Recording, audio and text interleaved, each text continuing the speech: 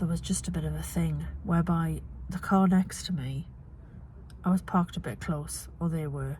I think they were here when I got there, so I was parked too close.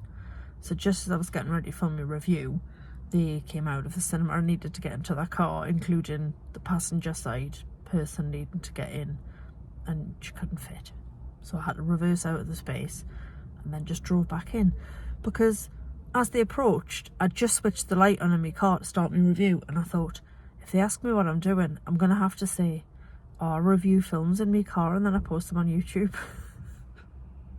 Which isn't really a sentence a 42-year-old woman should be saying. A 42-year-old anybody. Like, who does this? I mean, me, obviously. Anyway, filming dramas aside, I've just been to see, I've lost track, number 16 of the year? I don't know, I'm flying through them though, I'm loving it. So tonight's film was Ghostbusters Frozen Empire. Is that what it's called? It's definitely Frozen something. Jesus, I'm old. I'm getting old. I'm forgetting things. I think it's Frozen Empire. I'm going to go with that. So this is the sequel to Ghostbusters Afterlife from a couple of years ago. And I had a huge amount of time for Ghostbusters Afterlife. I saw it twice at the cinema, first by myself and then I took my son. And I really, really liked it a lot.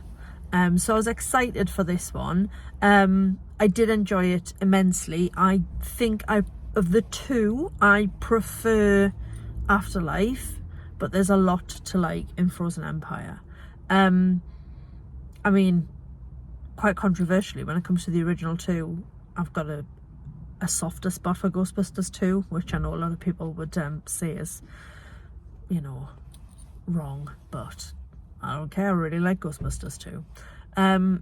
So this follows, once again, the relatives of original Ghostbuster Egon Spengler.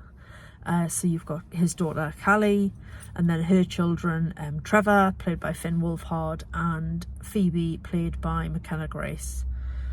And at the end of the previous film, they were given access to the original firehouse, the Ghostbusters HQ, which had been looked after by Winston Zeddemore, Ernie Hudson's character, who had become quite the philanthropist. So we go straight in. What's lovely about this one is we don't have to do any setup. We know who everybody is. We're in New York again, which is familiar territory for the Ghostbusters. Obviously the previous film was set out in Oklahoma, which is part of what I liked about it. The rural setting just changed things a bit, but we are in New York where the Ghostbusters belong. We're coming out of the firehouse. All of that is in place, and the film opens with a spectacular team effort from the three Spenglers and Gary, played by Paul Rudd, the mum's boyfriend, Phoebe's science teacher from the previous film, out on a mission to capture a ghost. And it is just fantastic. It's so fun, and my heart will never not feel joy when I see Ecto-1 skidding round corners on the streets of Manhattan with that iconic siren going, and there's brilliant banter in the car, and Phoebe wants to use the rocket seat or whatever it's called, the one that flies out the side of the car, and they're telling her she can't, and it's a brilliant sequence. But the plot of the film revolves around actually Phoebe being benched, being told by the mayor, and they've brought back the same guy who played the mayor in the first film.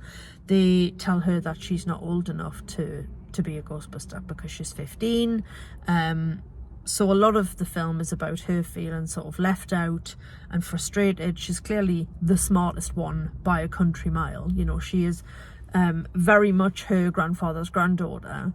And one of the things that struck me about Afterlife a couple of years ago, and it amazes me watching this one, is how much McKenna Grace embodies the spirit of Harold Ramis, who played Egon in the original two films, who is sadly no longer with us.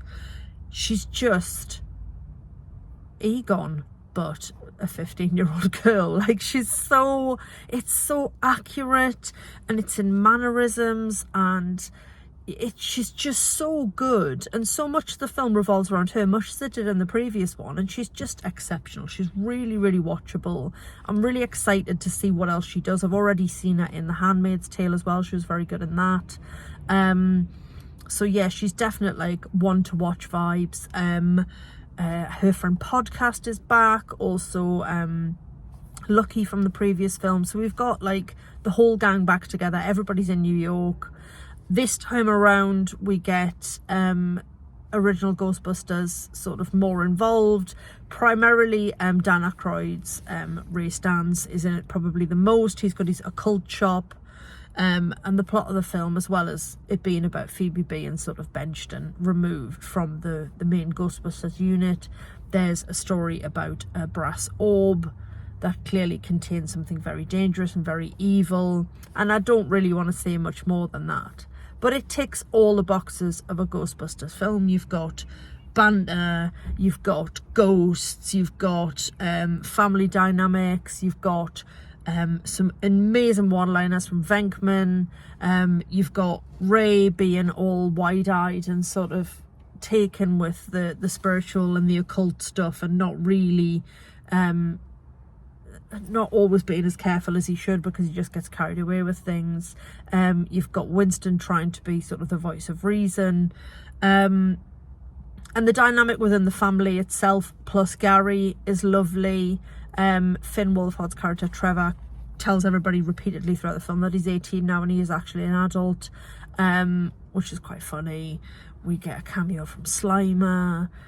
So like I say, it just ticks the boxes. Like, I didn't love it quite as much as I did Afterlife, but for the nostalgia and then the update, for anything that stars Paul Rudd, I do love Finn Wolfhard because I am, you know, a big fan of Stranger Things. So having watched him go from a kid in the original series to the adult he is now, via being in the It remake as well, he was very good in that. So there's just so much to like. There's a new character introduced who is the one who sells the dangerous brass orb to Ray, and he is played by Camille Nanjiani, who I've seen in various things. I want to say he was in the Eternals. I'm sure he's one of the Eternals, but he's just one of those actors who pops up in things and you go, oh, it's basically, you look at him and go, oh, it's that funny Indian guy, which is probably not the right way to describe him, but he is both funny and Indian. So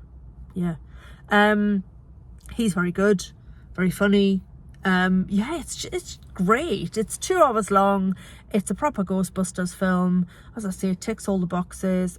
All the performances are great, and yeah, it pushes that nostalgia button for me. I was born in 1981, and I think the first Ghostbusters film was 1984, and then 1988, 89 for Ghostbusters 2. So those films have been around for my whole life. My sister and I were obsessed with the second film, as I said, and would watch it a lot.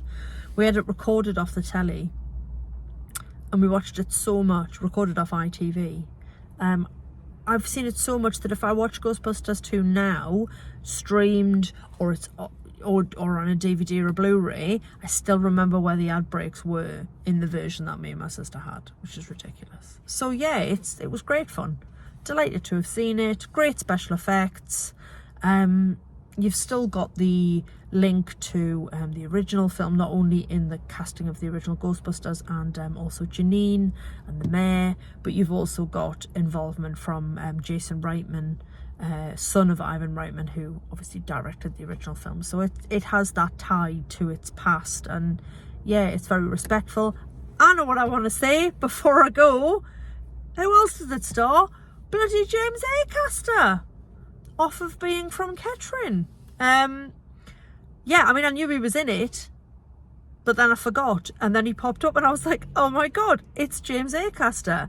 And what's funniest to me is that the cinema that I've just sat and watched it in is a cinema he will undoubtedly have visited, because this cinema opened in about 99, I think, around then.